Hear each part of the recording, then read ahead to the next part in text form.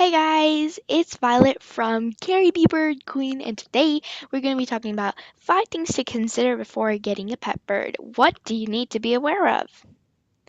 Alright, before we start, I'm just going to make clear that Happy New Year's for all the people who are watching this during New Year's time or right now when I'm posting it. And I just hope y'all have a really good year. Okay, so also in January, I'll be making a new intro, so make sure you guys watch out for that video.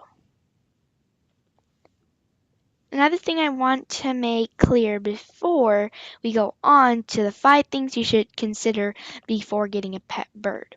Okay, so first, I would say never impulse buy birds. It's something that can be really dangerous if you think about it. Okay, so most impulse buying happens with budgies and finches and canaries, possibly. And happens because people are not knowing what they're getting into. Obviously, either they've heard it somewhere or they read it somewhere that birds would be really easy to take care of, and they generally are, especially the smaller ones, they generally are, but you really need to know what you're doing before you get one. And saying that, I would recommend not getting it from a pet store because that's what most people do when they impulse buy. You should do your research before you do it. Anything while getting a bird. For instance, what people would do when they impulse buy birds is, for instance, they just know that birds need to have a cage, something to stand on, food, which generally first thing you'd comes to your mind when you think of bird food would be seeds, which I'll explain later in just a moment, and water. So what they would do is they would get like a really small cage, which generally would be for travel, and then they would put their bird in there, and usually it'll come with some kind of plastic bowl that is really small quantity, and just put seeds in there, like a store seed mix, and then another one with water. They wouldn't know that you had to give them fruits and vegetables. So again, seeds are not great. They generally make your bird fat, and which is not good in long while, especially for different kinds of small birds like budgies. There can be fatness diseases. And speaking of perches, and other things that happen with the impulse buying perches, they will just get whatever's in the cage, not thinking that birds all need natural wood perches, good things for their feet, different kinds of materials, sizes, and shapes. They wouldn't know that. So I would recommend doing your research. Which brings up number 1, make sure you do your research before getting a bird. Get a large cage, proper nutritional things, and proper enrichment, toys, and make sure you're getting the right bird for your family. Number 2, make sure you can put effort into your bird. Meaning, you shouldn't just keep your bird locked up in a cage 24/7, stuffed in a corner in your basement or something.